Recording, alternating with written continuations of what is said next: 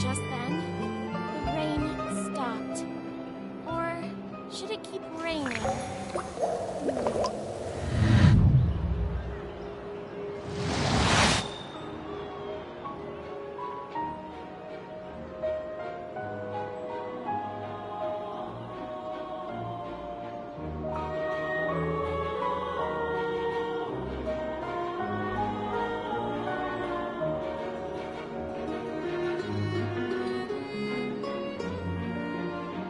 I see the value in my own work, but I also see the meaning in all the endeavors of the people of Fontaine. I believe I will continue to take pride in fulfilling my duties.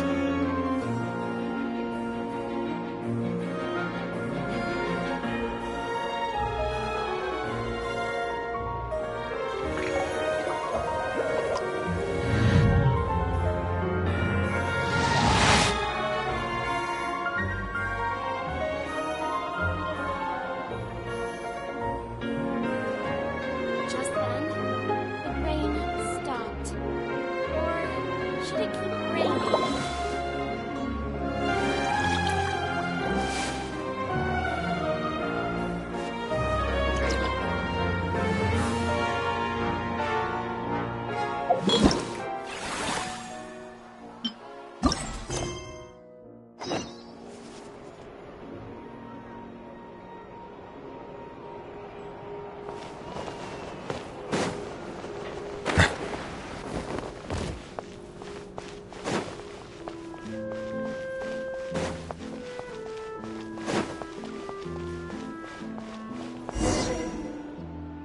Hey, there's a newsstand over there! Wanna grab a copy of the Steambird?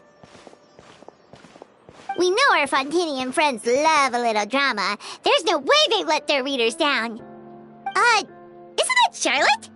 And standing next to her, surely that can't be Kaniche?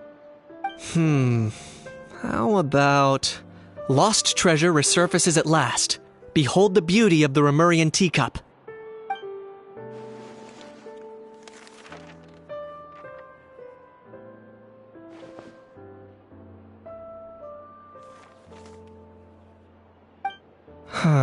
Pretty shocking. But it still feels like it's missing something. Ah, got it! Udex gravely wounded in shocking stabbing. Set to miss cross-border smuggling trial.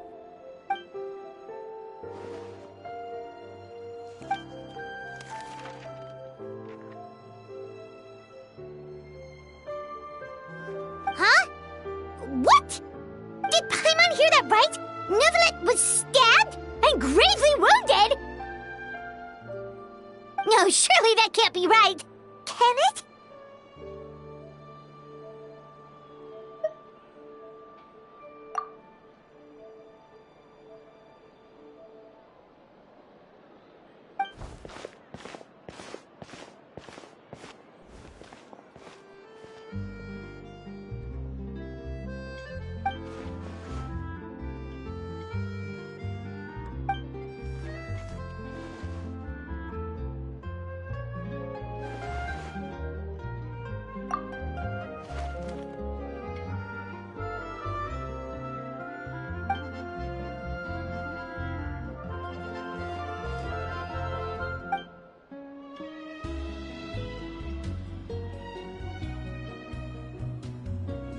Hey there, you two.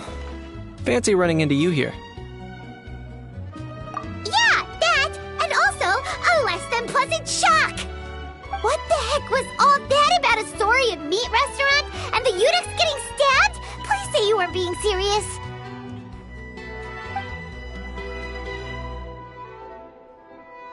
Trading tabloid headlines? Yeah. Charlotte and I were having a little contest to see who could find the most ridiculous fake news stories. Either I got lucky, or I have a knack for honing in on the most outrageous material.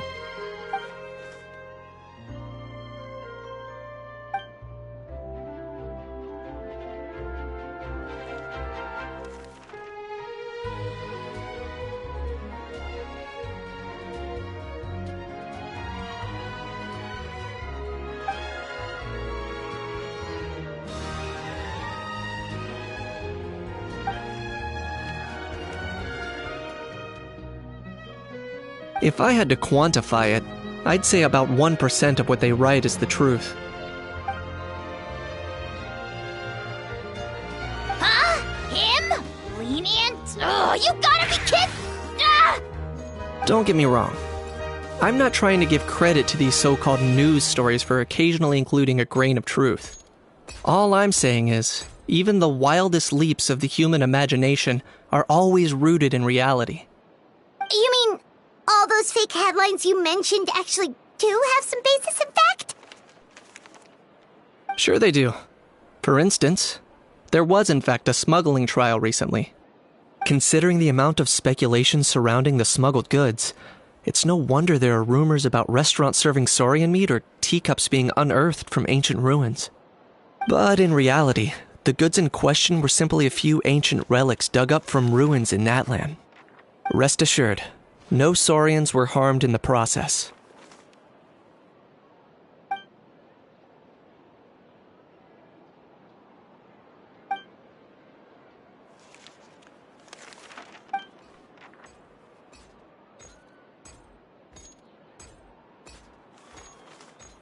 Oh, okay! Paimon was so busy freaking out about those headlines that she totally forgot to ask why you're here in Fontaine, Kenichi.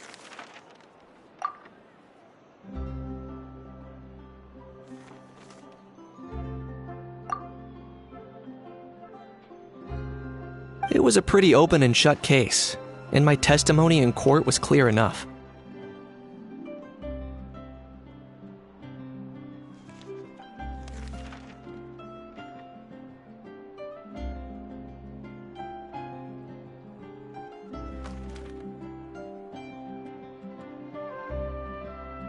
But I'm guessing, Mademoiselle Charlotte, that you're less interested in the case than you are in trying to uncover some news stories about Natlan.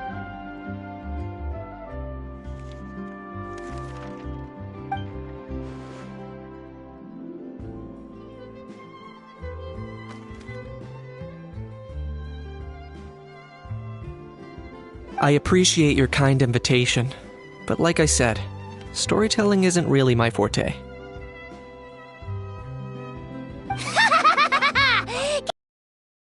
Kenichi the tongue-tied! Huh? If you're dead set on doing an interview, why not talk to the Traveler instead?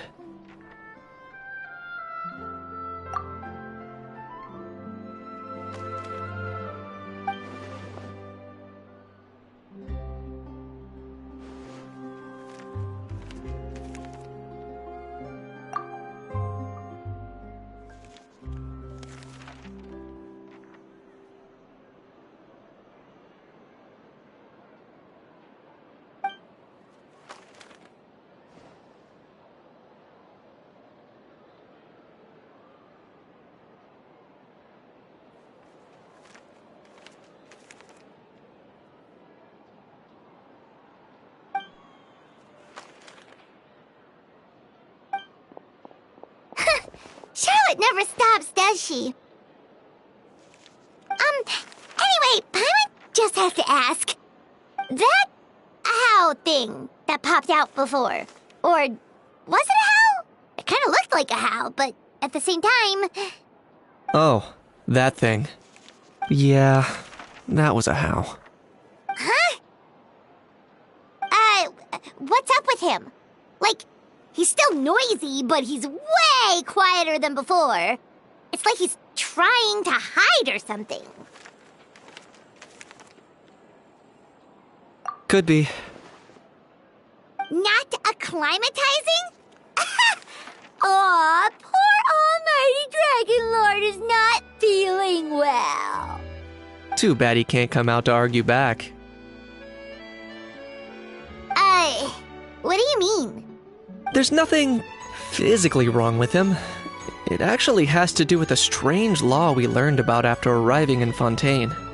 Apparently, it's forbidden to release flying objects within Fontaine city limits during the first 3 days of each month.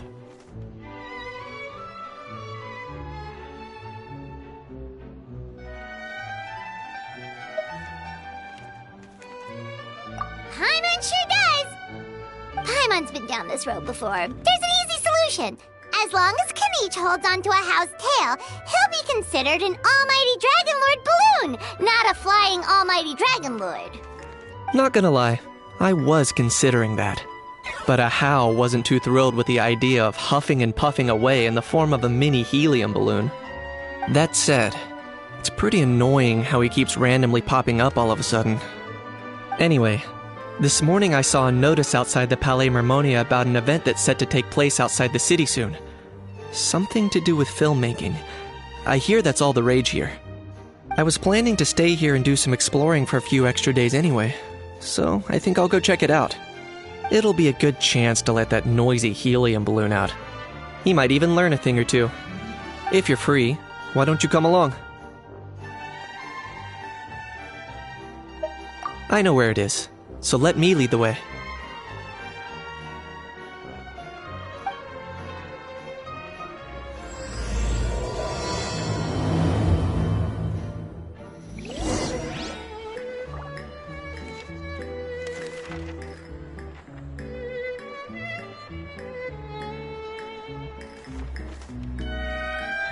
Investing too much emotion puts you at risk of doing something Melusines are beautiful creatures. They are the pride of Fontaine. Be sure to befriend them and cause them no harm.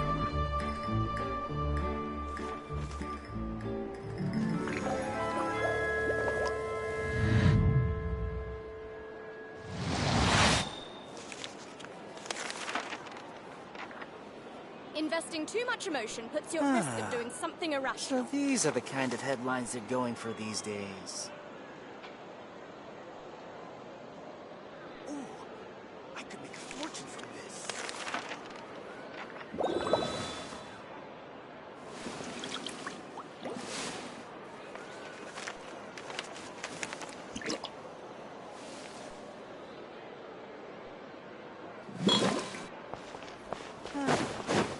Investing too much.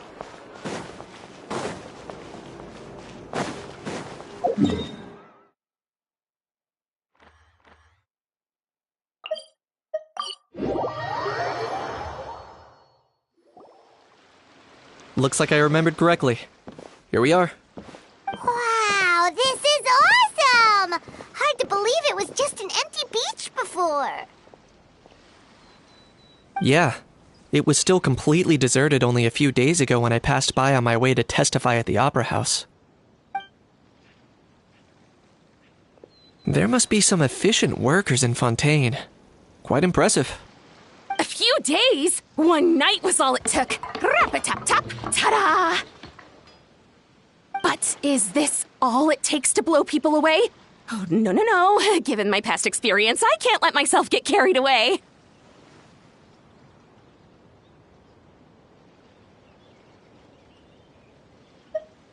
Oh no, you've forgotten me? Oh, does graph adversarial technology ring any bells? It's me, Lapine Pauline!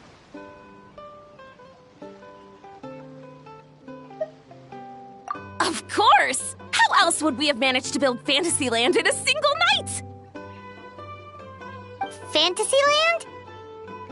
At least that's how I like to think of it myself. A magical land of fantasy, the stuff of film buffs' dreams. I know it sounds like I'm laying it on thick, but that really is the goal here. As you can see, the theme of this amusement park is Fontainian filmmaking, a place for all film lovers to come together and co-construct a world of dreams. Co-construct? Well, that's a relief. Sounds like you're sharing the cost this time rather than pouring your entire life savings into a single project. Nope! I might be inviting others to help fund this, but that doesn't mean I haven't thrown all my life savings into it too! Huh? You've got to be kidding. Ha! Look at you, puny little humans. Recklessly betting your entire future against some stupid vanity project. If you're expecting even an ounce of sympathy from the almighty Dragon Lord, dream on! Mockery is all you shall get, straight from the heart! Sorry, just ignore that little gizmoid. He likes to butt in occasionally. Do go on. Gizmoid? Who are you calling Gizmoid? You're the Gizmoid! Wow! That's quite a nifty mecha you've got yourself there. Is it some sort of smart personal assistant? You ought to let Miss Charlotte see your cool gadget. Who knows? Maybe you could even look into mass production! Mass production? Ugh, insolent, vulgar, and disrespectful! I, the almighty Dragon Lord, am one of a kind! There has never been another like me, nor will there ever be! And another thing, smart is the understatement of the century! I shall have you know that I am Kahulahau, forebear of ancient wisdom! I lived for eons long before any of you were born! What? Heavens above! I beg your pardon, forebear of ancient wisdom. Please, I meant no offense. Idiot meets idiot. What's all the fuss? Making some new friends, are we?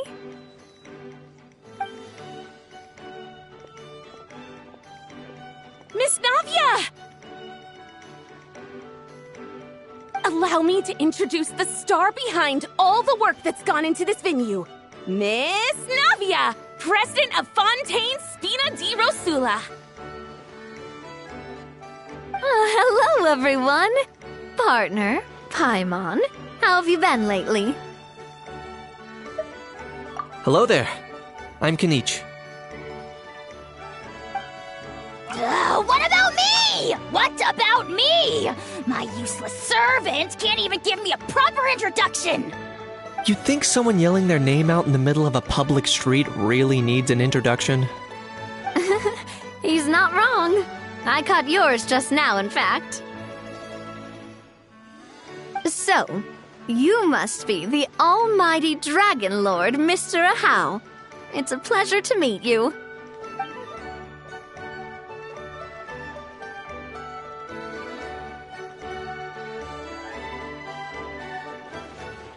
Oh, see that? That's what I call proper manners. Well, it's not every day you meet a well-mannered human. Navia, was it? Excellent. You may address the almighty Dragon Lord by his name. Navia, don't you think the title Almighty Dragon Lord is a bit silly? It's no big deal. All little animals do that, don't they? I mean, try to puff themselves up to look more impressive. Anyway, it's all thanks to Miss Navia and the Spina di Rosula that Fantasyland's gotten up and running in the space of a single night. Honestly, thank heavens! After all that paperwork and endless waiting, the event and venue finally got the green light. I couldn't wait a moment longer. The second the approval came through, I reached out to President Navia, hoping she could lend a hand. After all, who else but the Spina di Rosula would indulge such impulsive demands?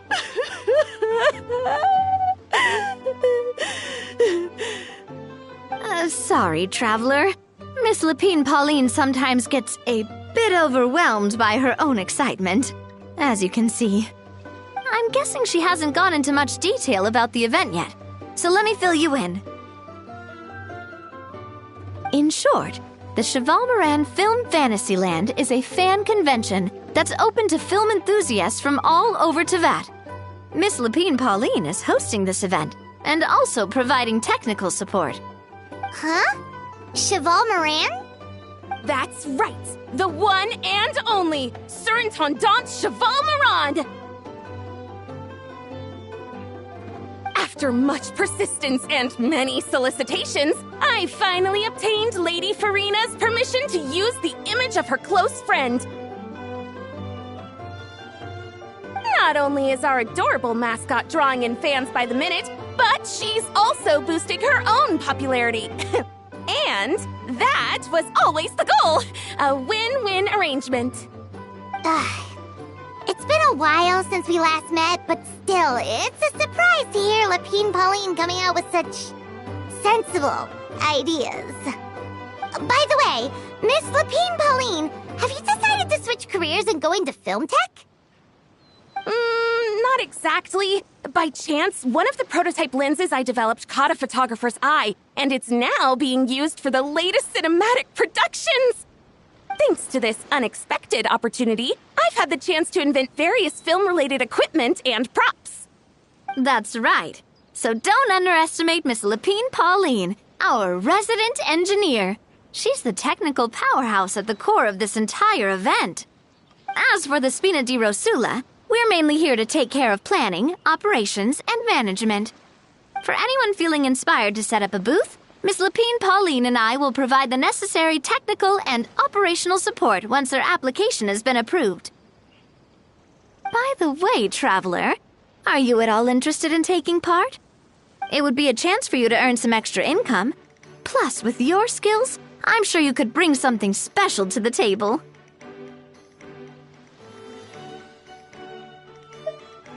Paimon would be even more tempted if you were to, say, throw in one of those fancy feasts she's seen in those gourmet food reels. Well, as it happens, that'll be a piece of cake. Everyone needs to eat, whether they be tourists or the stall owners themselves.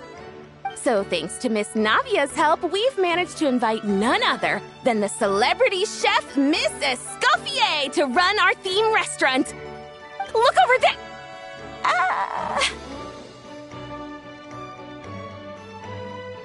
You! Yes, you! For the last time, the ingredients have to be in the right ratio!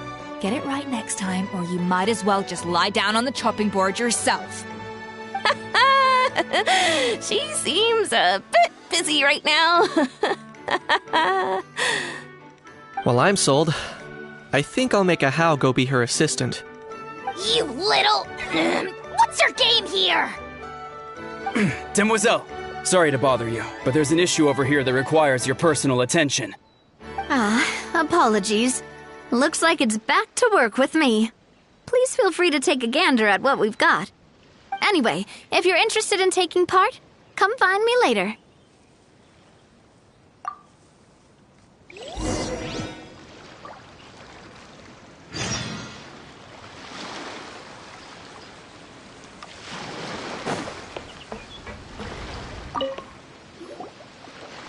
Greetings. Apologies if you overheard my harsh words just now, but I assure you it is entirely necessary. The sheer lack of standards here will be the death of me. Do you have any idea of the kind of customers I'm gonna get with how lax things are at the moment? The ones that leave their guns behind by accident, and then come back to collect them later bringing ammunition with them. Yeah, that's the kind of customer you wouldn't forget in a hurry. Oh... Wait, has that happened before? No, it's just the mention of guns reminded me. Someone did actually leave their gun nearby. Huh? Just before we started setting up, as we were cleaning up the site, someone stumbled upon a mysterious locked box. It didn't look like something from Fontaine, though. It had more of a Natlanese vibe. Oh? Do you think a foreign tourist might have left it behind? That's what I assumed at first. But the box was buried beneath a pile of wooden planks, rocks, and whatnot, so it seemed like someone deliberately hid it there. But I didn't see much point in speculating, so the best thing I could think of was to hand it over to the authorities. I trekked all the way over to the Palais Mermonia just to hand it in. Ugh, it was exhausting. What did the authorities make of it? Oh, So they made a mountain out of a molehill, as usual.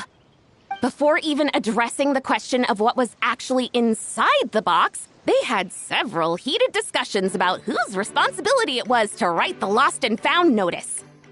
Thankfully, the ever-reliable Officer Sedine stepped up and immediately called in the Marechaussee Phantom to crack the lock and check if there were any dangerous items inside.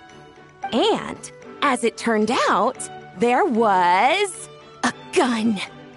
Wow, that's a dangerous item, all right. Mind if I ask what kind of gun it was? Oh yeah, Mr. Kanich, you're from Natlan, aren't you? Do you know a lot about guns? You could say it comes with the job. I have an interest in weaponry and the like.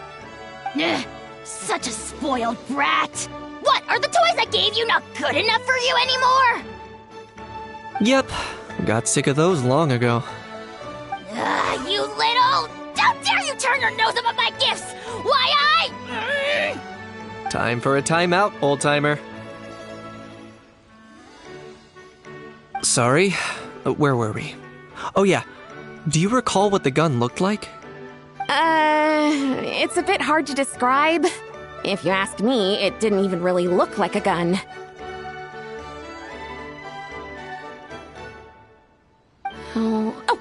Give me a second. I'll knock out a quick sketch.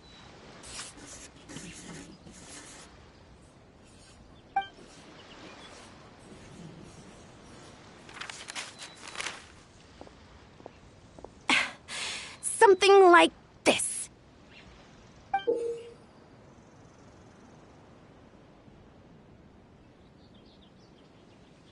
Whoa, it's so neat and precise!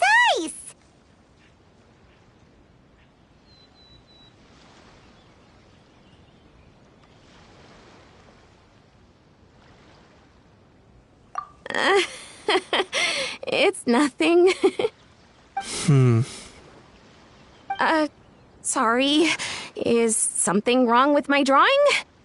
I know it doesn't really look like a gun, but I assure you, this is exactly what it looked like. And it certainly could shoot as well, too. I confirmed that with the officer from the Marechaussee Phantom. No, quite the opposite. The features are very accurate, and it is definitely from Natlan. Please, don't mind me. I'm just taking a moment to admire it.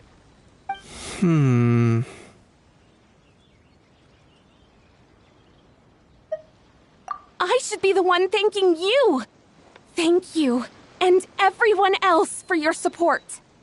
Don't mention it. Besides, we haven't really done anything. Not at all! The buzz and excitement you guys bring is exactly what this event needs. Oh dear, I'm starting to feel a bit guilty watching everyone else toil away. Guess it's about time I got back to work too. But just before I go, one last thing. Traveler, it's wonderful to see you. Here's to a successful collaboration.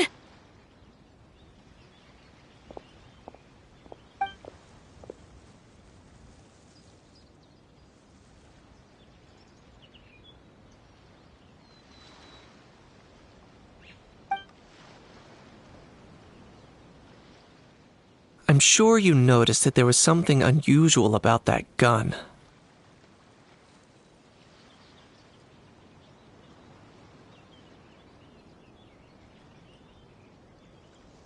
Correct. It's most likely an old weapon dug up from some ancient dragon ruins. Based on my experience, it might be more accurate to refer to it as a hand cannon. But in Fontaine terms, it's not wrong to call it a gun. Given why I came here, don't you think it's curious that an ancient dragon relic of unknown origin would turn up like this, out of the blue? I suspect this gun might have something to do with that smuggling case. It might have slipped through the cracks. Time is of the essence, so I'd like to head over to the Palais Mermonia to verify my suspicions. Perfect. Then we can head out right away. Or, if you want to catch up with your friends first, I can wait.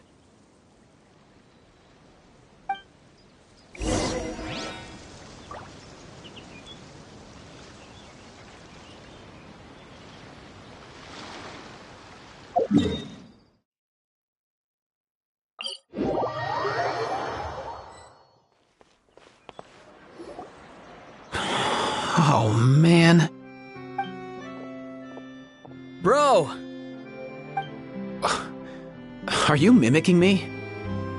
Now's not the time. Come on. No, I mean, one of our buddies is here, for real. Quite a few of them, actually.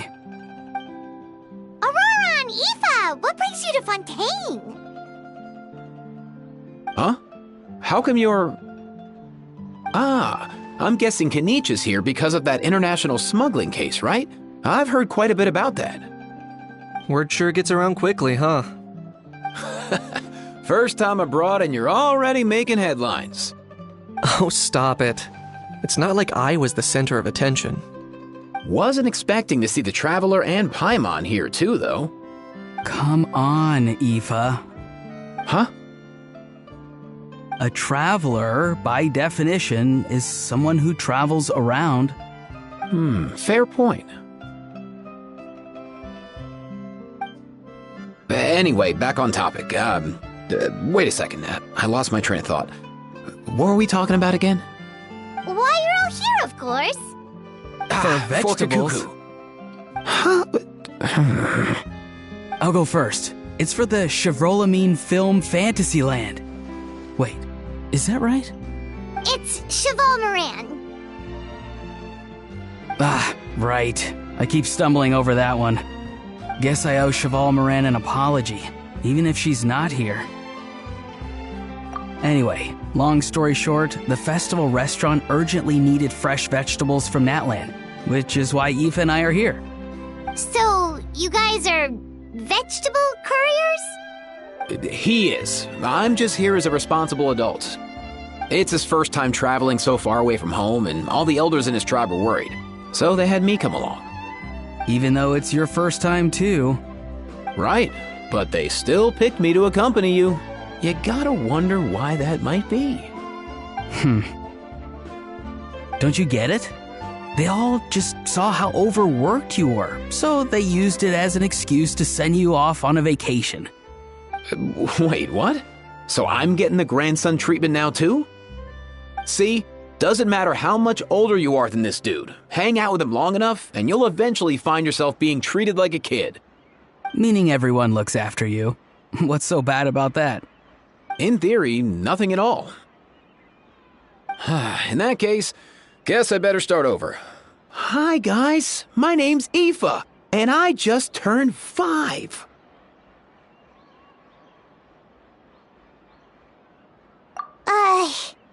Paimon's not sure who the responsible adult is anymore. So, what about Kakuku? If he was here, we'd be making more of a ruckus than we already are. That's exactly what's got me worried. Aoife, there's nothing to worry about. You're a big boy. You can handle yourself now even without Kakuku. You think that's what I'm worried about? Anyway, my priority right now is Kakuku. Suffice it to say, Kakuku's in big doo-doo. How so? He's so small, and all he knows are a few harmless phrases. What kind of trouble could he even get himself into? Let me guess. Did he get caught out by the law on flying objects? Bro, you too? Not me. How? Oh, that pesky little chatterbox. So that's why he hasn't interrupted us this whole time. Guess he's too scared to show his face. That, plus he's already spouted enough nonsense for one day. So I've put him on mute until tomorrow. Nice one.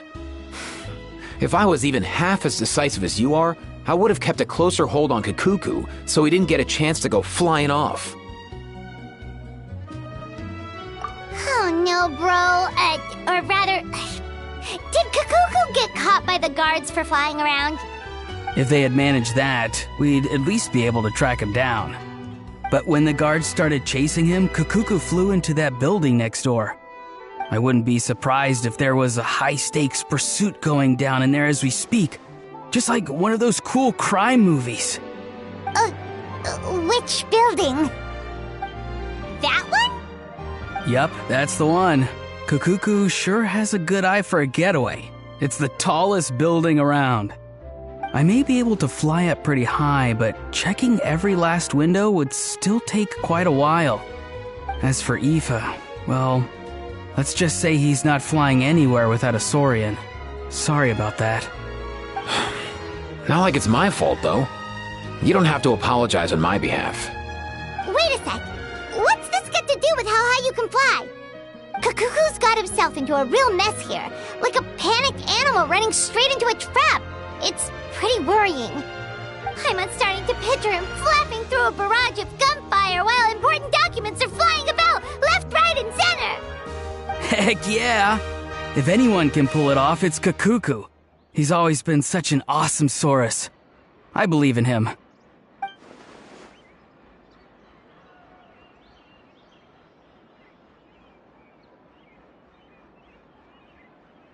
For real now? Do you even hear yourself, bro? Of course I'm for real. I'd never make light of something like that. All right. Everyone's an awesome Saurus. Well, the human version. But our priority right now should be to go in there and check up on Kakuku. Leave it to us. You sure? Wow, awesome. That'll be a huge help. And if Kakuku doesn't listen to you, I give you permission to pull out a couple of his feathers. Wait, since when was that up to you? Well, then it's your call, bro. All right then, if Kakuku doesn't listen to you, I also give you permission to pull out a couple of his feathers. There you go. If he objects to that, tell him to come find us. He won't. Trust me.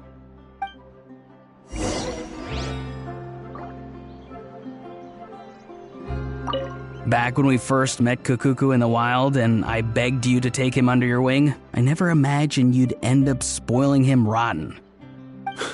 And I never imagined you'd be nagging me about it.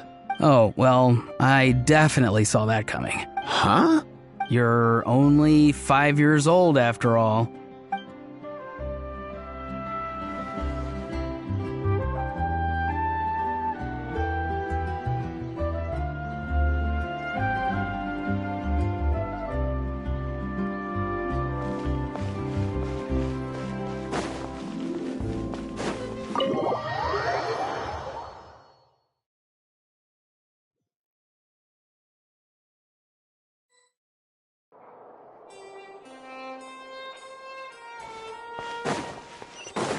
Nothing new there. What's all that commotion?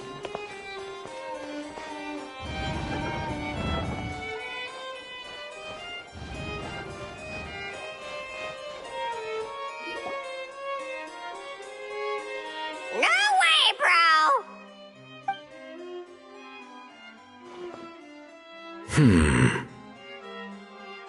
Did he say he came from Natlan? No. Get out of here! I can understand his words, just not what they mean. Oh no.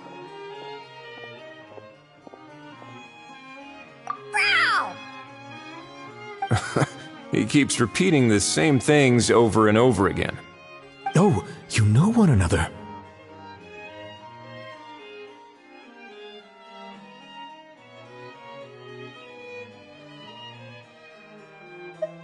He's a friend!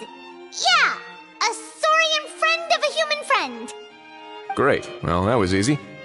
Looks like we've tracked down the owner. Guess that's one less lost and found notice for you to write, Monsieur Neuvillette. For real? Traveler, was there something important you wanted to discuss with the Udex? I'm just about done with my business here. Need me to step out? Stay and hear them out first. Perhaps it will have some bearing on your own work. If I'm not mistaken, you are the same Mr. Kanich who served as a witness in the smuggling trial? I take it there's been a further development in the case. That's right. Very perceptive, Mr. Udex. So you've met Neuvillette before? But wasn't the trial overseen by another judge? I've seen his photo in the papers. But as for this other gentleman... Allow me to introduce you to Mr. Wriothesley, administrator of the Fortress of Meripede. Or in layman's terms, Fontaine's prison warden. Please, feel free to share anything about the case. There's no need to keep anything from him. Pleasure to meet you. Wow, that sounded just like me. But should we really discuss official business in front of the Saurian? Oh, wow! Oh, no! I believe he said... Or rather, I suppose he meant that he'll keep this to himself. Though I should mention, Mr. Kukuku, that we will have to ask you to sign a confidentiality agreement. Sure thing, bro!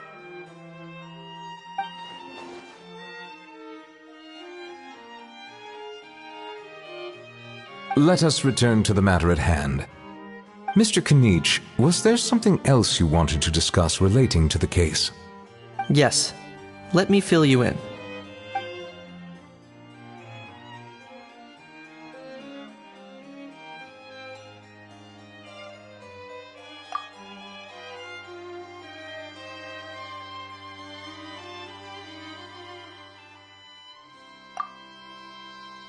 Wow! It really is exactly like Lapine Pauline's sketch! That must be all that practice drawing engineering blueprints, huh? So if it's true that this weapon came into Fontaine alongside the contraband from the smuggling case, then there's a high chance we overlooked a suspect. That's exactly my line of thought. I see. Mr. Kanich, thank you for reporting this promptly. I'll arrange for the Marechaussee Phantom to investigate right away. We should begin by questioning the prisoners in custody. Wrightsley. I'll sign off on the interrogation request. Don't you worry. That would be much appreciated.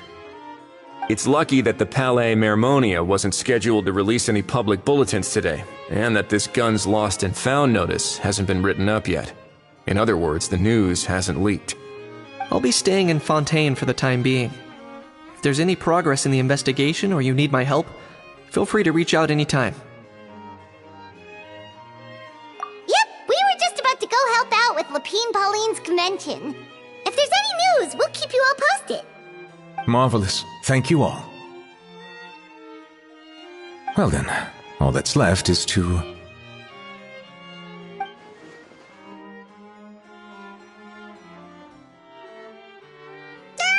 You miss me, bro? He really does come out with the most unexpected things. Who did he learn it all from?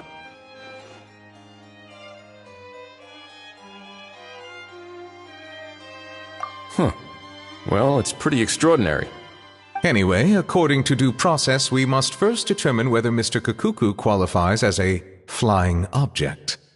And, following on from our conversation just now, he also needs to sign a confidentiality agreement. Drafting said agreement may take some time. Looks like you'll be staying with us for a while then, Kukuku. Excited?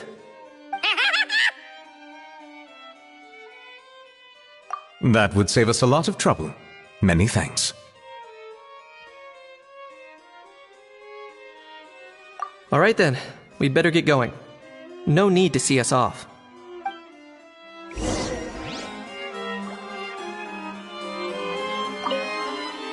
I know you mentioned a while back that people from Nadland would soon start showing up all over the world, but I hadn't expected anything like this. It seems no matter where they come from, all dragons are inquisitive by nature. You can say that again, bro! The same might well be said for humankind. The real reason you chose to stay to investigate this case was your curiosity about Natlan and Mr. Kukuku, was it not? Guilty as charged. Nothing gets past you. So, how about we take this opportunity to chat a little more? We've got the world's best translator on hand, after all. Sure thing, bro!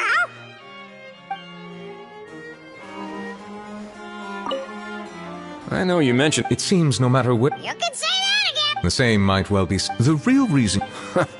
So, how about we take this opportunity to chat a little... Sure thing, bro!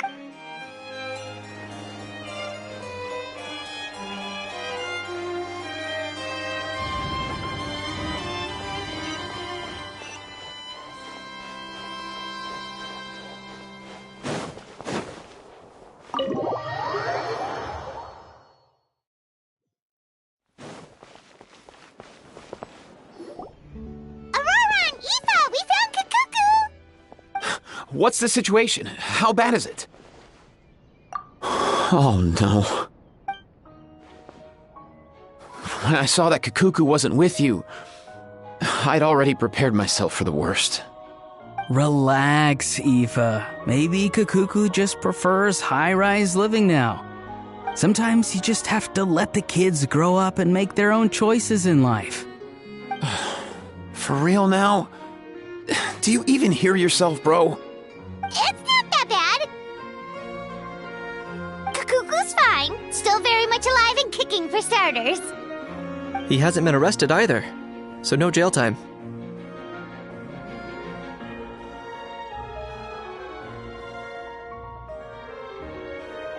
See? You're not exactly reassuring me here. As for the bad news, well, it's really not that bad. Kakuku accidentally overheard some top secret stuff, so he has to stay at the Palais Mermonia for a while to sign a confidentiality agreement. But there's no need to worry. The person in charge of looking after Kakuku is super nice, so he'll be absolutely fine.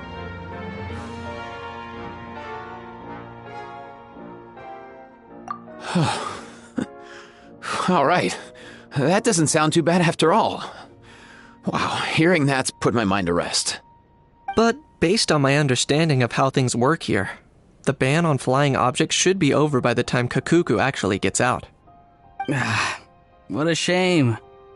Oh well, I guess we'll just have to go have some fun without him. You don't look disappointed in the slightest. Anyway, Auroron and I will be staying in guest rooms upstairs at the Hotel de Boer for the time being. Feel free to drop by if you need us. Yay! Problem solved! Alright, let's catch up another day.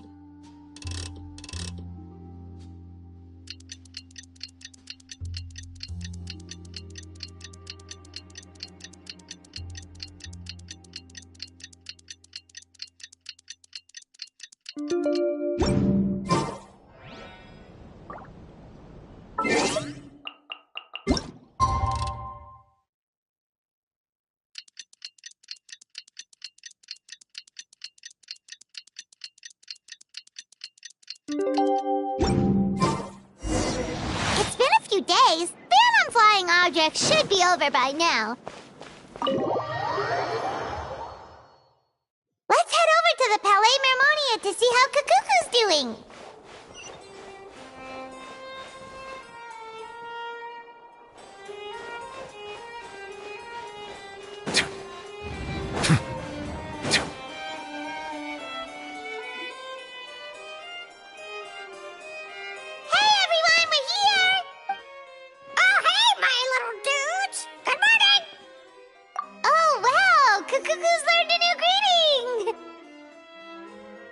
Is that good news or bad news, though?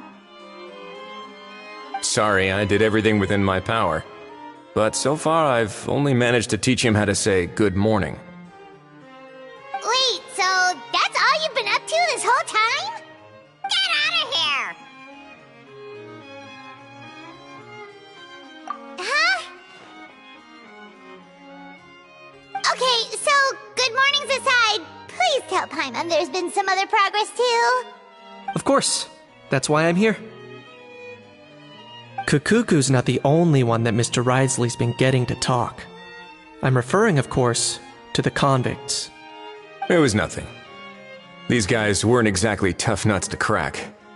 So, what's the deal? After racking their brains, they remembered speaking to an inconspicuous middle-aged man just as they were preparing to pack up and leave Natlan. He was dressed in the manner of the Children of Echoes and carrying a box. Plus, the description matches the one the gun was found in. All in all, he didn't look any different from your average Natlanese traveler. Perhaps seeing that they were dressed as merchants, this man stopped for a chat, inquiring where their goods were headed, and even asking if they could share a boat. The smugglers were very cautious, though. They didn't tell him any specifics. But all this happened before I crossed paths with them. I happened to notice them as they were preparing to set sail. I thought they looked shady, so I snuck aboard, and ended up being carried along all the way to Fontaine.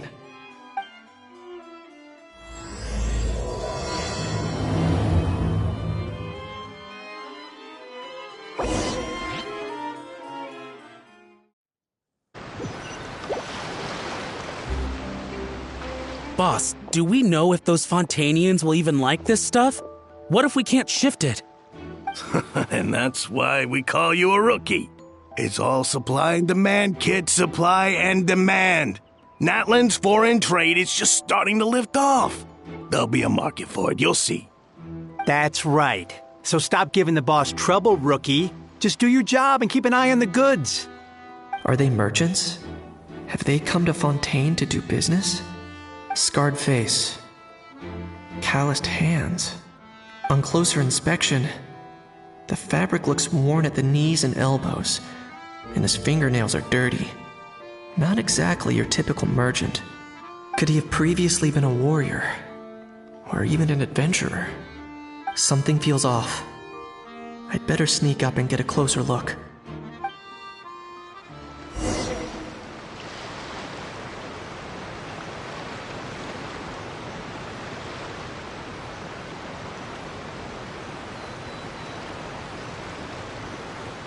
Nice thinking, boss. This tourist tub's been fast going and smooth sailing. Plus, no one's been asking us what we're up to. That goes without saying. Big cargo ship would have been too slow, whereas the smaller ones would have been faster but way too bumpy. If we ended up damaging the goods by accident, all these months spent grafting away would have gone up in smoke. Seriously? But there's hardly anything here. Would it really have taken them months to prepare? And why would they need to transport it with such care? Could they be secretly smuggling precious items out of Natlan? I'll need to find a way to get to the bottom of this.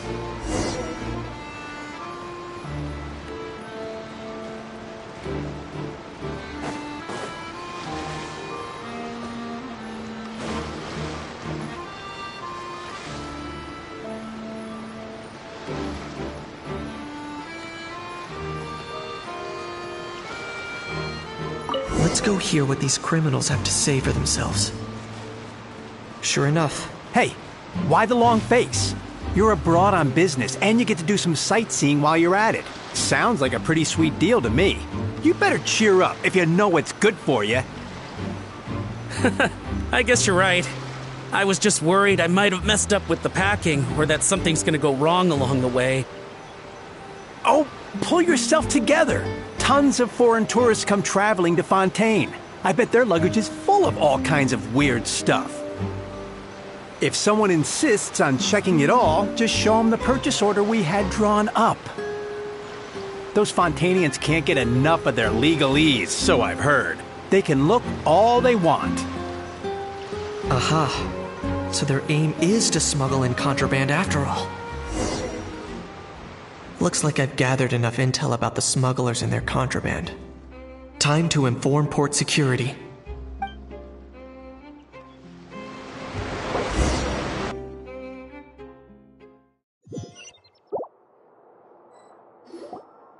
So anyway, that was when I went and told the Fontanian guards about my suspicions. After an investigation and a chase, they finally apprehended them and sent them on their way. Well, guess they're headed exactly where they should be. Thanks. Based on your recollections just now... I was completely focused on those smugglers at the time, so I wasn't really paying attention to other passersby. Yeah, Kanish, you did great! In other words, the person who brought the gun here, the one who lost it, has no connection to the smugglers whatsoever. They were working entirely on their own. Oh dear, oh dear! Sounds like Mr. Kakuku wants to chime in? He said this elusive individual's actions are positively mystifying. It's a good observation, I quite agree. However, we still know next to nothing about the person. Perhaps we should start by focusing on the lost item itself.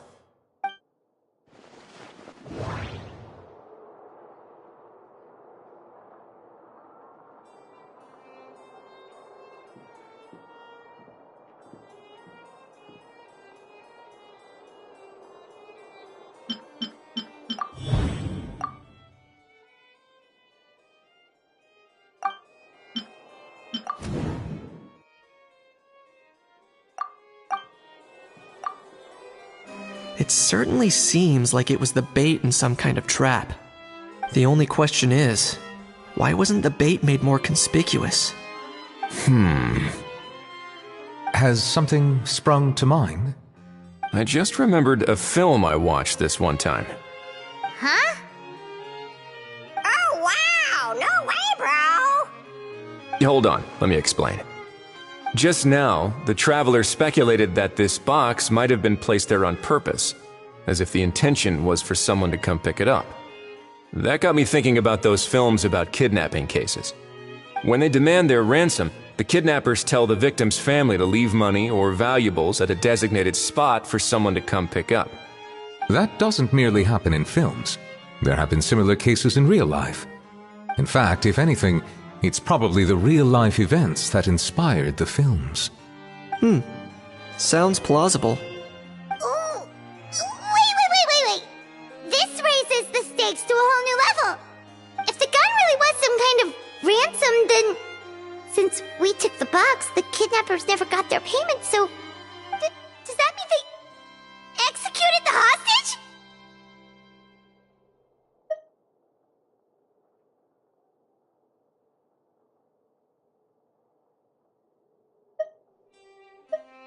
I agree. I don't believe we have a kidnapping on our hands. Selling off stolen goods is extra work that most kidnappers would want to avoid. Unless they're after something very specific, they tend to just ask for cash. Could we be dealing with a kidnapper who's dead set on getting their hands on an ancient dragon handgun? It's not impossible, but the likelihood is very slim. We can discount that possibility for now. And speaking of selling stolen goods, don't you think this looks more like a transaction?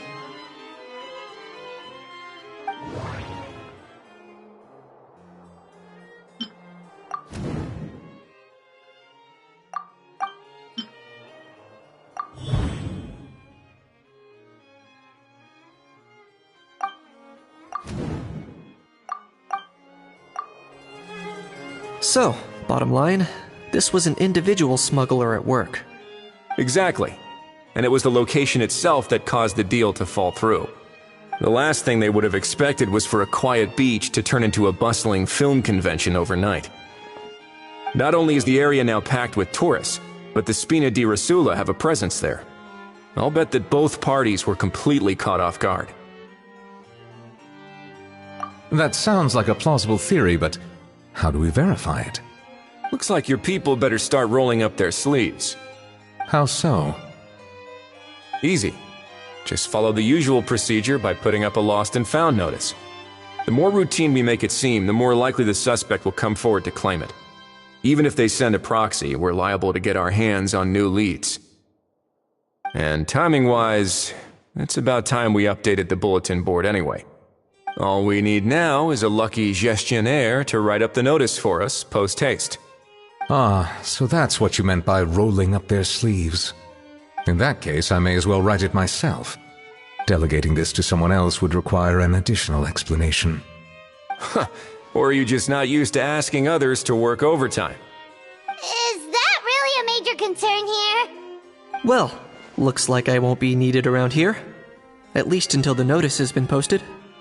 You could always wait here if you like.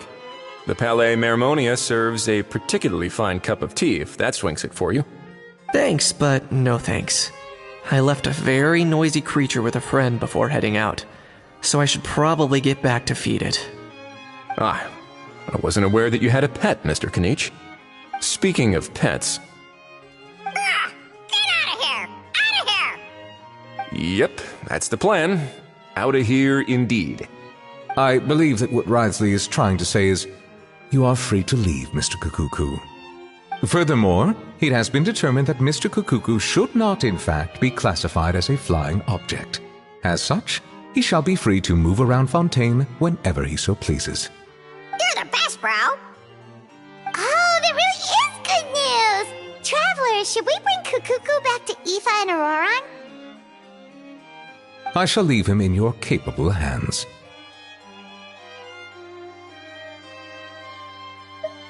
Indeed.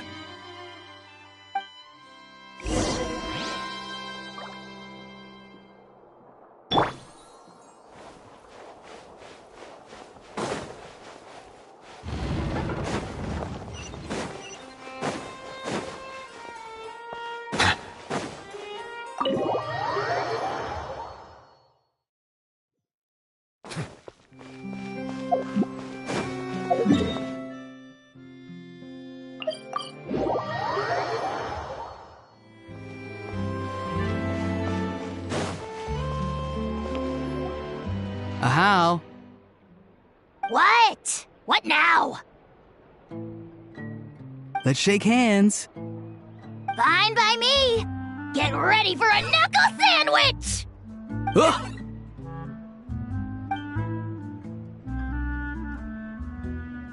Oh, nice dodge.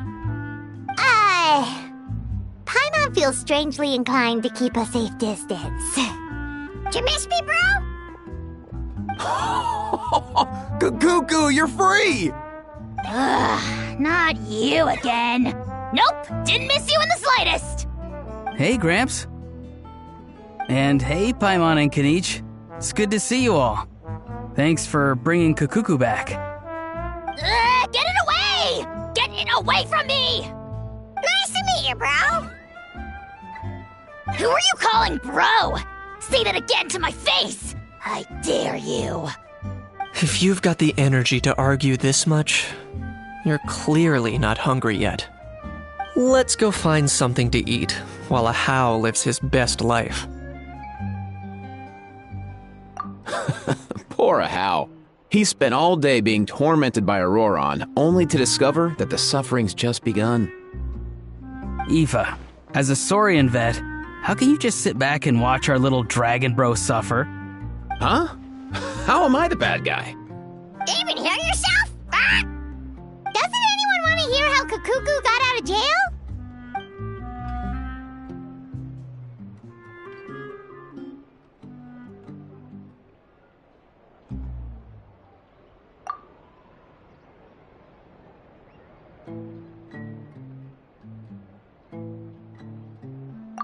Don't lose hope, How. By the same standard, you have freedom of movement now, too. You're still in the game? Same standard? I will not be held to the same standard as that thing! That's right. You won't. As far as I understand, the Palais Mermonia will want to assess your case on its own merits before they grant you freedom of movement.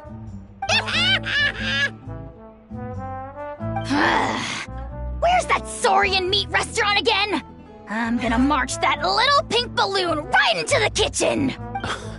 Yeah, good luck with that, bro. You'll be putting your own neck on the line, too. Also, there's no such restaurant! Anyway, thanks for looking after a How, guys. I'll take over from here. Why, you? Between the two, Kukuku wins the cuteness competition hands down.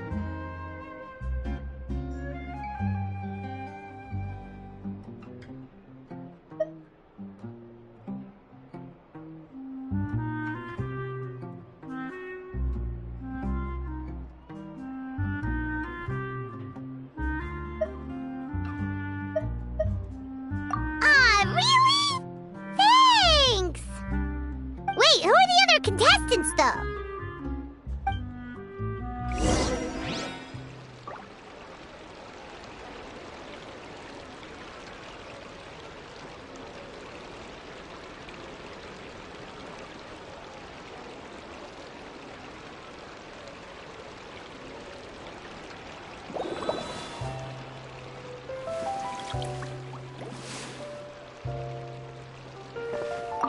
So now that our crew's back together again, what's our next move?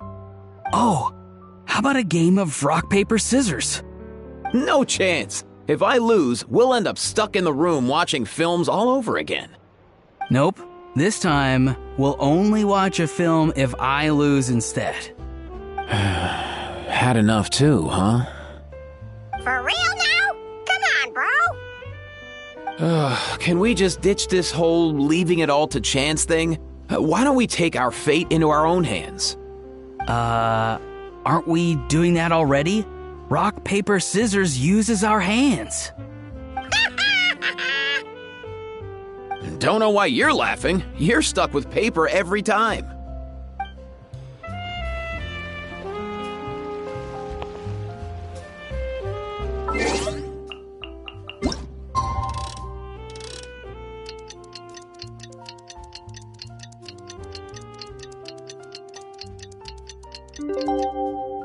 Water comes in many flavors to the Lost and found notice is up!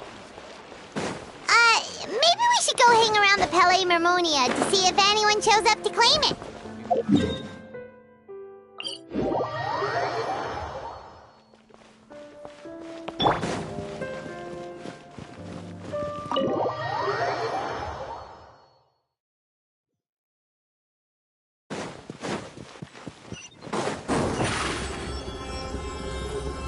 Over here!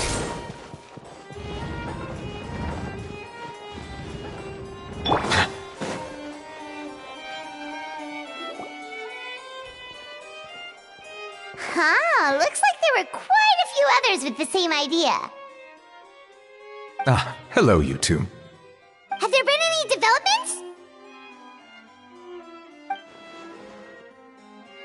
Okay, guess not. Well, the notice was only just posted. Guess it's pretty unlikely that someone would show up right at... Special Patrol, open up! Ah! Who's there? What's going on? The Special Patrol? I don't think that's who this is. Hey, this isn't the time for silly jokes! Let's go check it out. Good day, all. Gramps, grannies, aunts, and uncles. What in the Tevat are you doing here, Auroran? Oh, he must be the one you mentioned. Kukuku's owner? One of his owners. Kind of. But, bro, what are you doing here? I'm here to claim a lost item.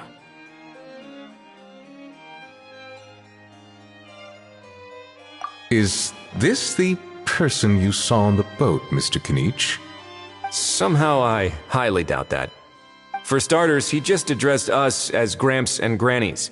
And unless this is the youngest looking middle-aged man in the world, I don't think he's our guy.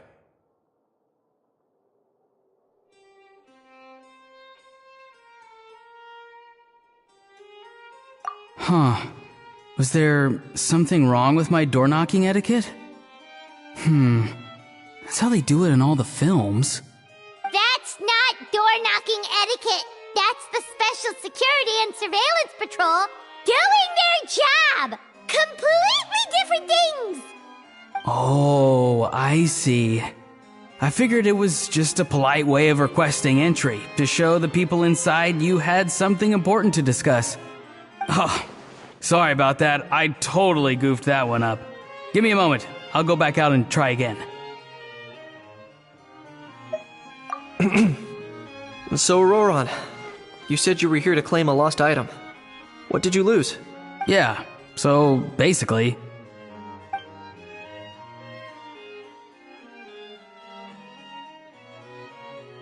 For real now?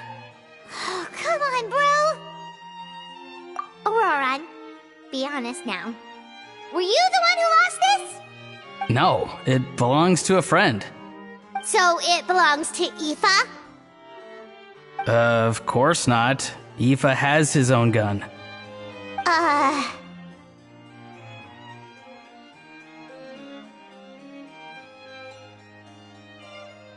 All right then. I knew this wouldn't go well.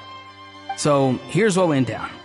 This morning, Aoife and I were playing rock, paper, scissors. Before long, he'd lost, as he usually does. So we figured we'd head out and visit some of the Cour de Fontaine's famous landmarks.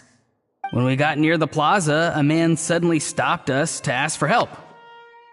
He said that he had lost something and that someone had found it and sent it over to the Palais Mermonia.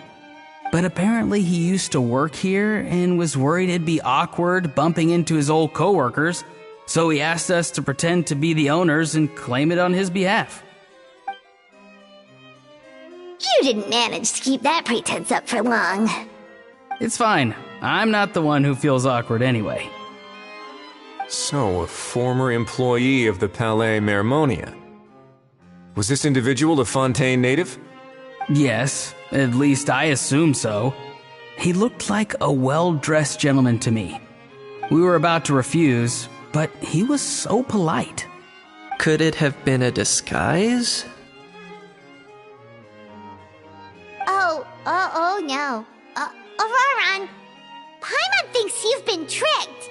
This person might be in cahoots with the bad guys. Oh, maybe he already took off and escaped as soon as your mission went pear-shaped. No way. I'm not that dumb. Huh? He's not going anywhere. Aoife and Kakuku are keeping an eye on him over at the plaza. Keeping an eye on him. I like the sound of that.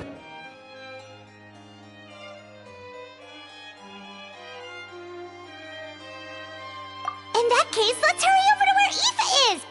Time to catch that con man and find out what's really going on here! Wait a minute, I have a question first. Traveler, Paimon, you're pretty famous in Natlan, right? Oh, we're basically household names. But why do you ask?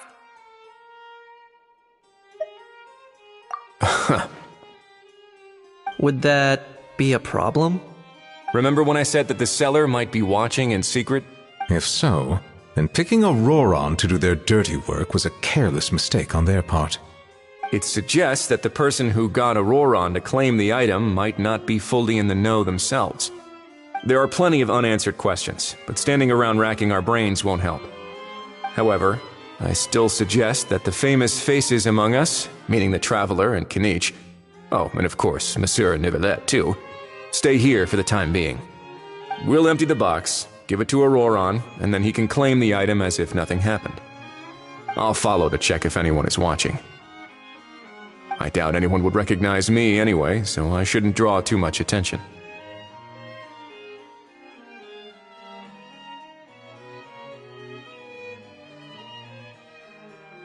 I think this plan is worth a try. I shall leave it to the pair of you. So, I have to go undercover again, right? Well, not exactly undercover. Just drop the special patrol persona and be yourself instead. Roger that. Over and out.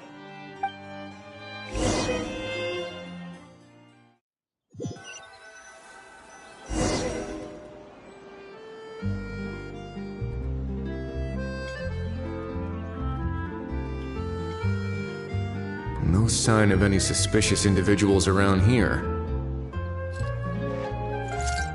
Auroran has entered the elevator as planned. I'll head over to the plaza now.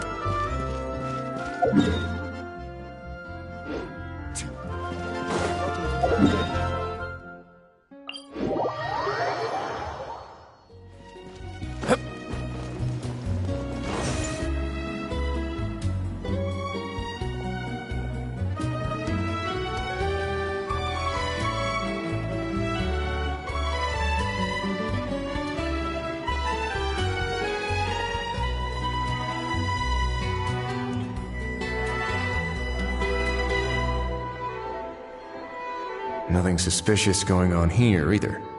Strange. Maybe we're overthinking this? Oh dear! Oh dear! pecking! Stop with the pecking! Please, sir, I'm begging you, do me a favor and get this pet of yours under control! The heck are you on about? Sorry, but he's not my pet. He's my coworker. And I should warn you, he's not too happy with how you're talking about him. What the? This thing has a job? So in Natland, they just dish out jobs to any old thing. Uh-oh. Kukuku's not too big on being called a thing either. You're on your own now. I'm sorry. Please, Mr. Kukuku. Master Kukuku. Lord Kukuku. I meant no offense, I promise. All right, Kukuku. That'll do for now. Let me ask him some questions first. Sure thing, bro. Auroron actually looks pretty serious this time. Was he just pretending to be clueless earlier? Interesting. Think I'll sit back and see how this plays out. You actually got it? Wow, didn't think it would be that easy. Ah, excellent. Looks like sending you was the right approach after all. After all? I mean, because the staff at the Palais Mermonia don't recognize you, right? So I got it, but I don't remember promising I'd hand it over. Huh? This thing's pretty cool. I've taken a bit of a liking to it.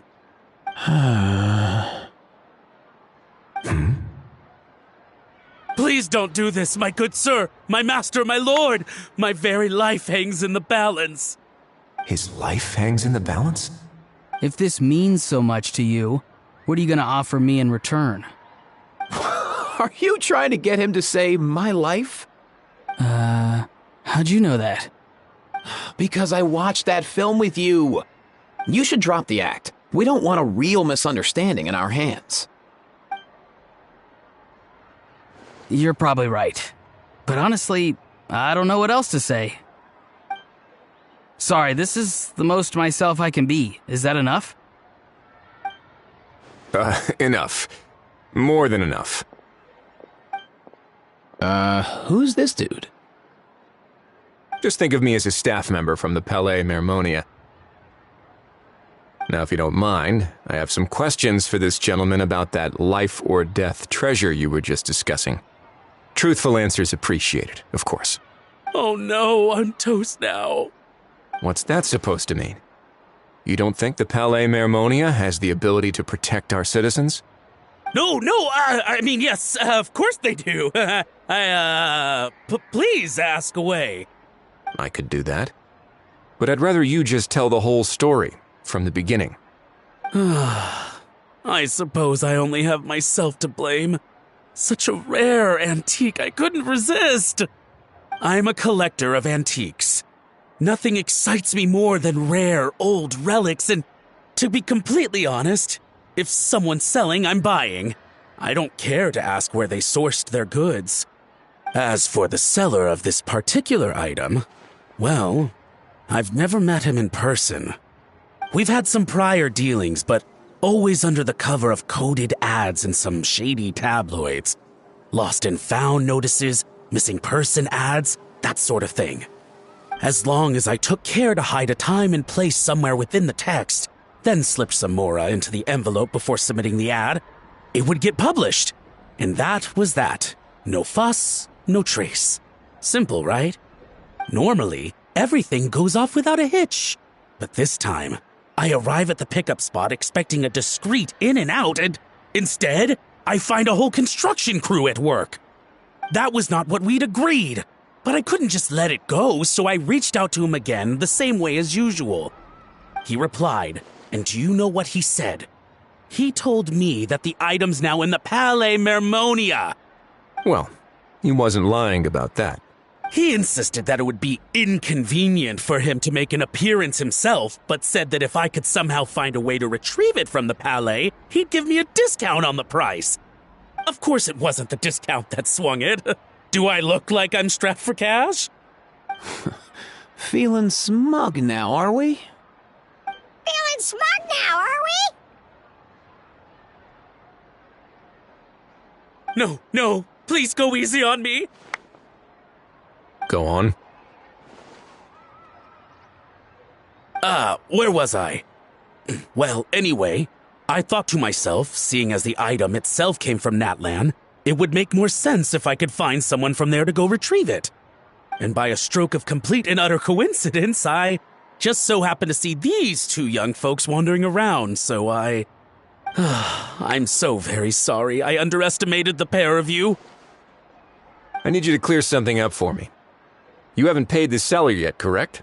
And yet he told you to collect the item from the Palais Mermonia. Was he not worried that you'd just split afterwards? Well, to be honest, though I can't claim to know him very well, he, on the other hand, seems to know my name and where I live. Besides, this is a guy who managed to get his hands on an ancient Natlanese weapon. That's probably not the kind of person I want to double-cross. Fair. That makes sense. So, Mr. Please, just call me Argento. All right, Mr. Argento. Listen very carefully to what I'm about to say. It will determine how much of the rest of your life you'll be spending beneath the waves.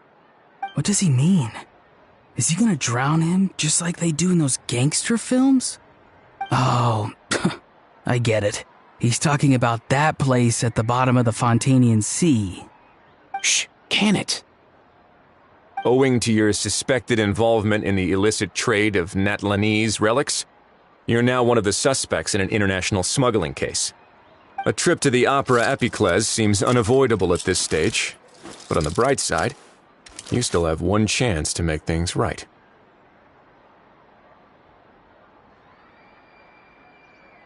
Okay. Do I really? Please tell me what to do. It's very simple. Just reach out to your seller in the same way as usual, arrange to meet, bring the money, and make the deal. Just be sure to let me know all the details. I'm talking time, place, the whole lot. If we can catch the other party by doing this, you'll have gone some way toward redeeming yourself. Understand? Oh, I see. I understand. You shall have my full and unadulterated cooperation. Good. Don't break the law, and don't even think about making a run for it. The Palais Mermonia will be watching you and ensuring your safety. All right, take the box, but leave your ID and other documents behind. You can go now. As for you two, protocol dictates that I should take you both back to the Palais and have you sign a confidentiality agreement. But that would take a lot of time and effort. Such a hassle, bro! See, Mr. Kakuku knows exactly where I'm coming from. So, I was thinking, since you're all friends of the Traveler... I understand, sir. We got dragged into this by accident, and it has diddly squat to do with us. Out of respect for the Traveler, we won't say another word. Oh, I know this part. We better keep our mouths shut or we'll both be sleeping with the fishes in the tailor-made pair of cement shoes. In that case, I understand completely. Not exactly what I was going for, but if that's how you want to understand it, then be my guest. Then it's settled. Thanks for your help.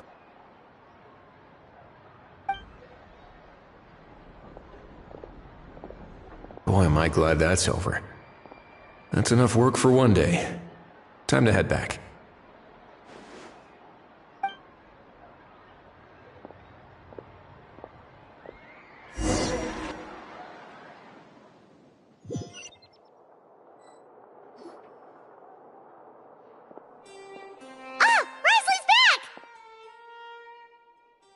Judging by your expression, it must be good news, huh?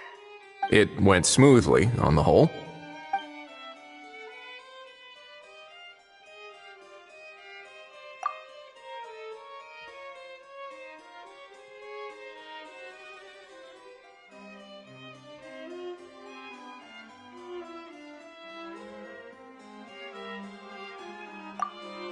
So basically, we hold off until Argento and the other party have set up the next stage of the transaction. Then we plan our next move. Patience will be key. I get that. It's like hunting. I'm just not sure the other party will take the bait so easily. Well, if he didn't need the money, or if he valued self-preservation over making a profit, he could have walked away as soon as the contraband was brought to the Palais Mermonia. On top of that, although he hasn't shown his face yet, he seems to have no followers or accomplices, and he's relying on an extremely limited set of options to push the deal along. So, if you ask me, he seems like someone who cares a lot about his image and has a somewhat high opinion of himself, but lacks any real ability. I almost get the feeling that if he misses out on this opportunity, he won't have any other way of making money.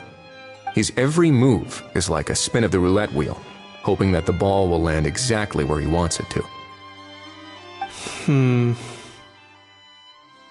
Or, I don't know. Maybe he'll cut his losses and vanish into thin air, and our efforts will have been in vain. At least Natlan will get the stolen relic back, so it won't have been for nothing. In that case, let's hope his arrogance stays in play. Everyone, I have just briefed the Marechaussee Phantom on the situation. As soon as there are any further developments, we will act without delay. When that time comes, we will be relying on your help.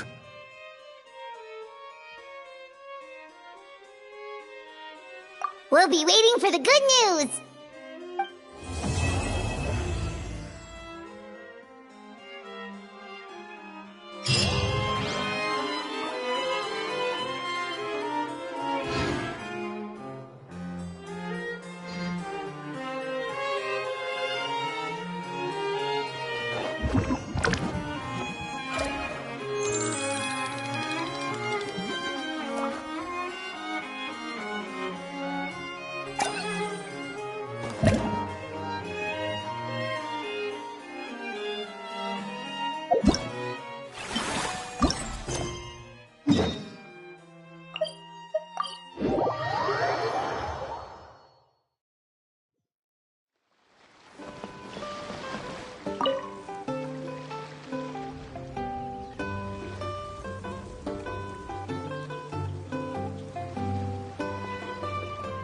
Traveler, it's you!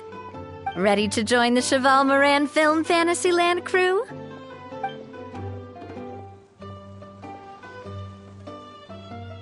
It's time, dear partner and Paimon, for us to turn our attention to the Cheval Moran Film Fantasyland.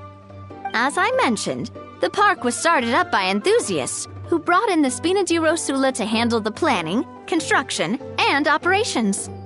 Of course, enthusiasts aren't typically all-around experts. They usually stick to designing the event booths. We, for our part, handle long-term operations and develop standardized strategy guides for the different activities. Long-term operations? Strategy? It all sounds so complicated. We spend most of our time adventuring and we barely have any experience running a stall. Do you think we can handle this? That's more like it. You've seen it all before, haven't you, partner? I'd even go as far as to say you've shaped some of Tevat's biggest business ventures. Anyway, first things first. Let's get an overview of how the whole festival's gonna be run.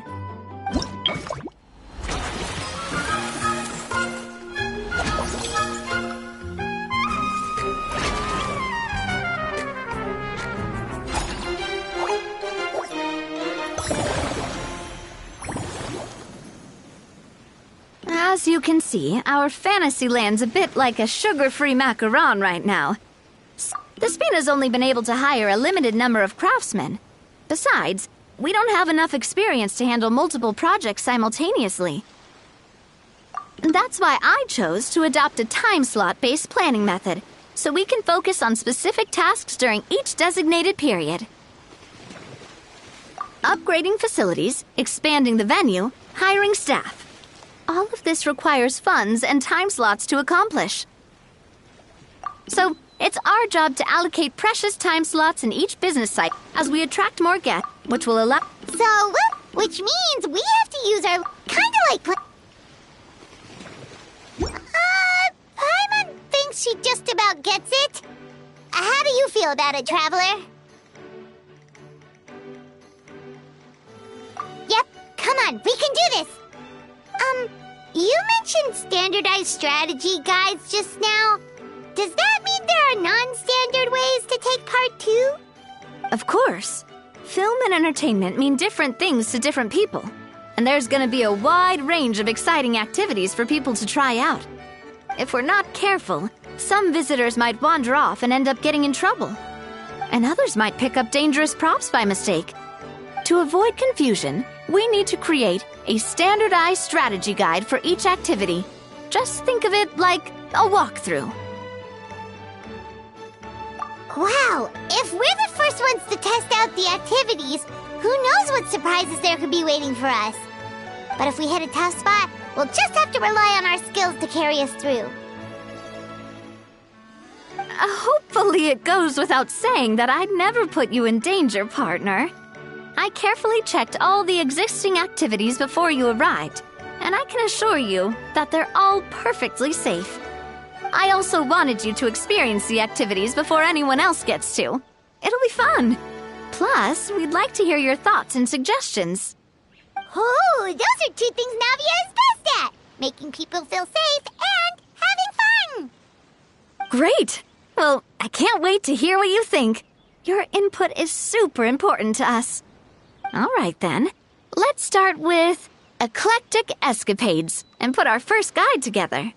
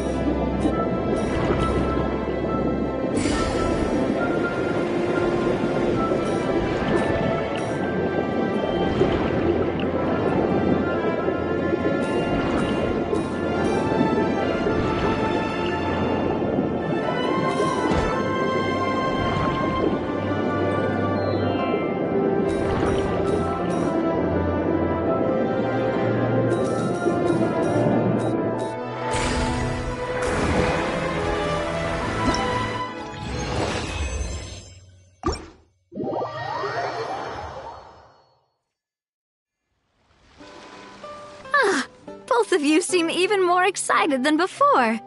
Looks like your first trial run didn't disappoint.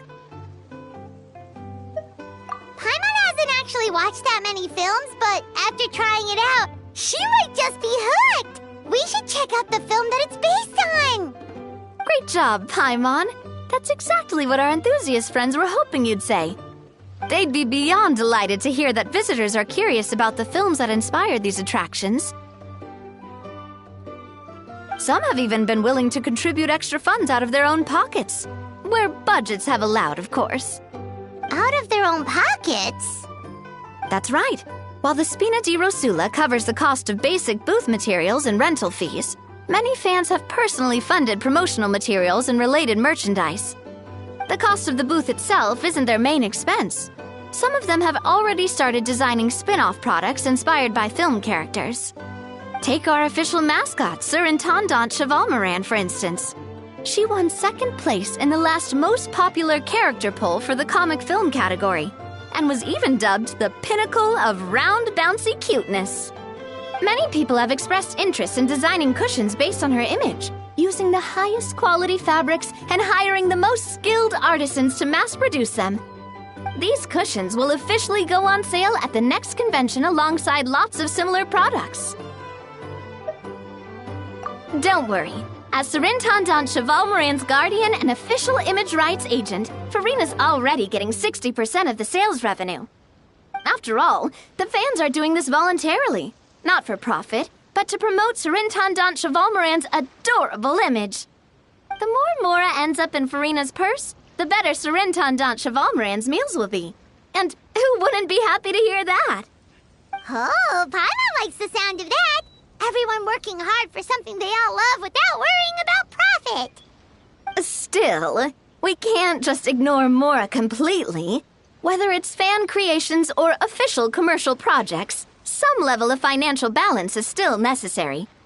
The same logic applies to the Chevalmoran Film Fantasyland taken as a whole. Once we finish the standardized strategy guides, our attractions can officially be open to the public. But we can't take personal charge of the ticketing process. There's plenty of work to do at the various booths, and the park itself is a work in progress. We'll need to assign dedicated employees to maintain and manage each attraction. There's a recruitment section on the park's bulletin board. We've received many applications, and each candidate has their strengths. Our job is to match the best candidates to each attraction based on their overall performance. Once assigned, the staff will keep the attractions running, ensuring a continuous revenue stream. Wait, so we've suddenly gone from being playtesters to heads of human resources? That's definitely a first for us.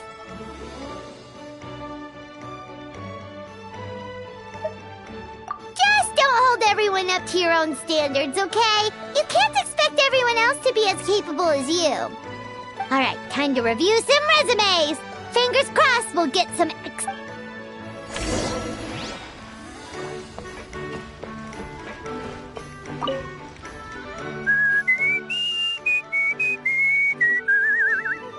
In a good mood, I see. Yep. Seeing my dear vegetables all settled in right where they belong brings me great joy. You sound like a proud parent. I'm happy for you, bro. But given how where they belong is inside a cooking pot, that kind of fills me with dread at the same time. Nice to meet you, bro. The heck are you on about? Does this really seem like a good time for nice to meet you? I guess he's referring to the meeting of the vegetables in the pot. You got it, bro. Honestly, right now, I'm not sure if I should be worrying about your definition of nice to meet you or investigating whether you and Kikuku share some kind of telepathic bond.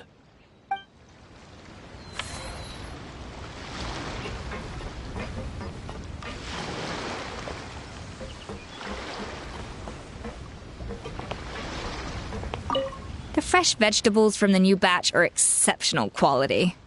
I just wish I could say the same about the new staff.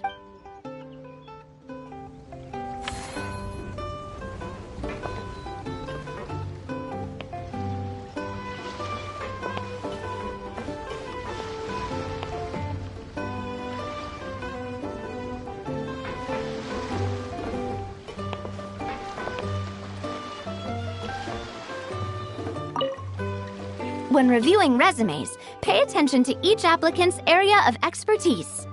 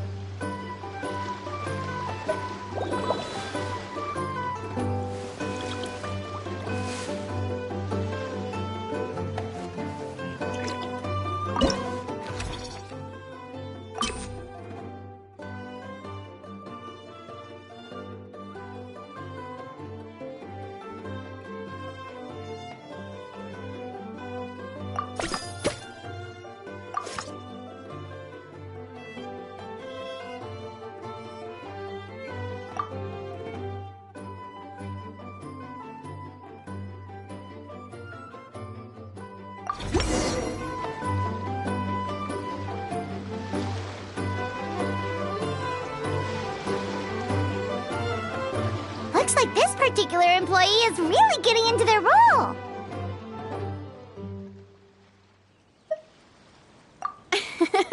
You're both doing great. You sound more like bosses than I do.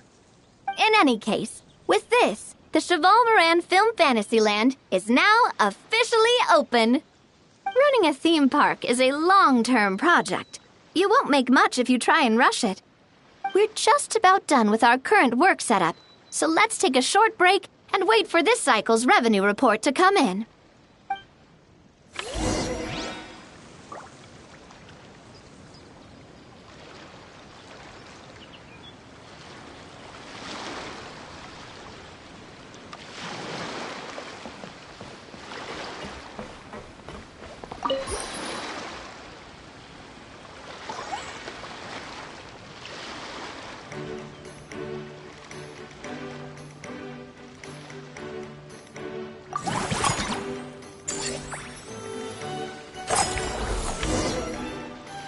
Well, the numbers might not look that impressive, but given that we're just getting the ball rolling, I'd say that wasn't a bad start. Building on this momentum, we must consider rolling out more unique business strategies during the next cycle. To draw in the crowds, I've invited one of Fontaine's very own celebrity chefs, my good friend Escoffier. She'll be performing right here in the amusement park's restaurant. On that note, let's go catch up with her. So, is the restaurant part of our business strategy too? There are so many layers to this operation.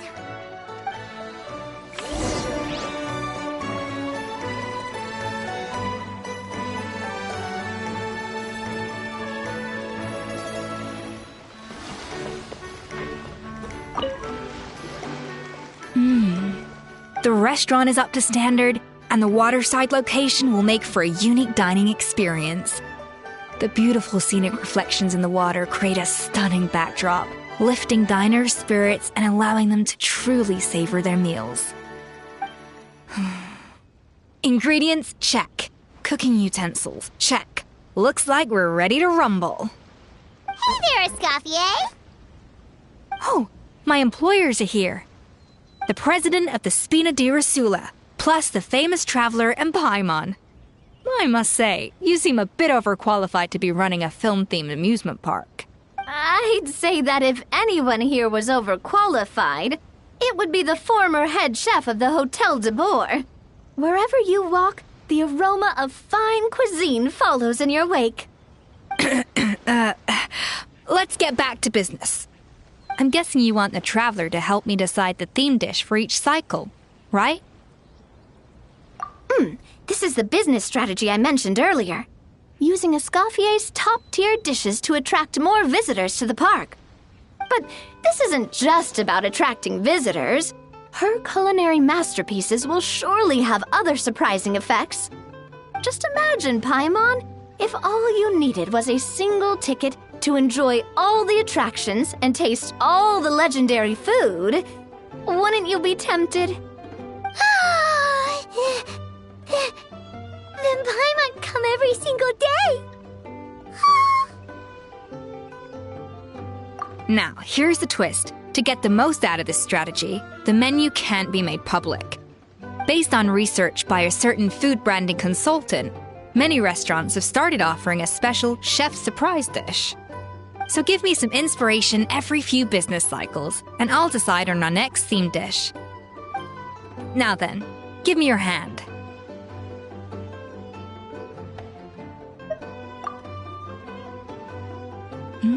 A warm and energetic feel. Your hands are calloused from wielding your sword, but still quite delicate. When you grasp its hilt, it's like you're holding the bow of a violin. A sword, then. The theme this time shall be strength. All right, let's find out what strength looks like in gastronomical form.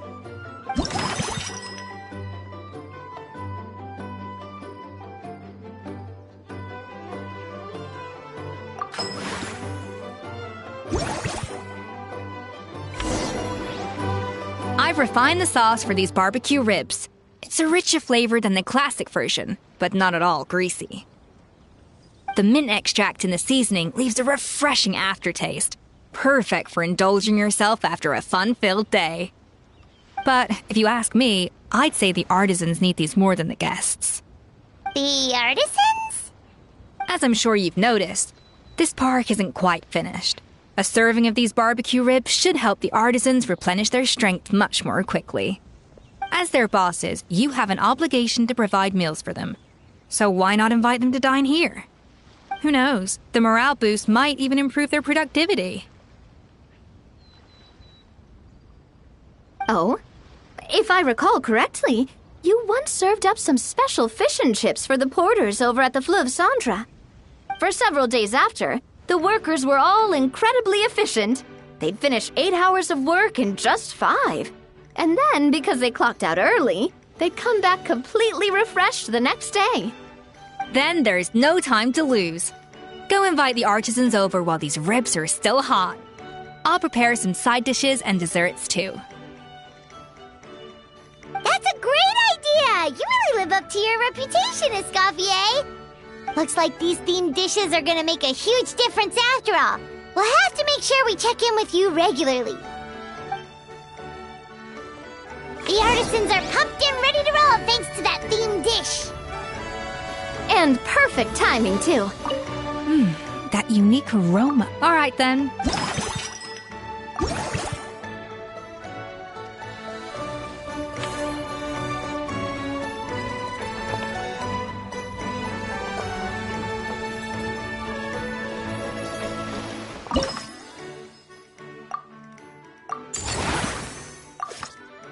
We should be able to attract more customers by That's right.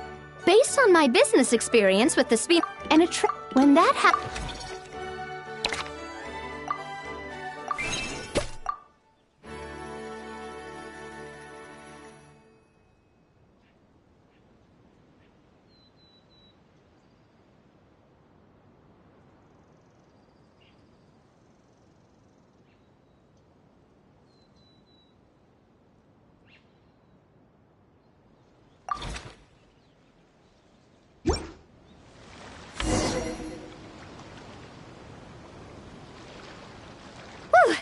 That should be everything. Looks like you've pretty much mastered how to run this park. Huh? Have we really? Thinking about it, we have learned quite a lot, haven't we?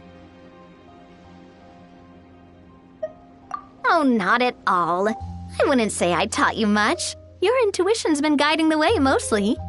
I imagine long-term operations sounded like a scary prospect the first time I mentioned it, huh? But don't let that scare you. Just break things down into smaller steps and tackle them one at a time. Even if you're not a genius or naturally gifted, you'll get it done in the end. Whoa, seeing her own progress has really got Paimon fired up! Actually, she's gonna jot your words of encouragement right down. From here on out, we'll be running the Cheval Moran Film Fantasyland together. Let's make it a big success!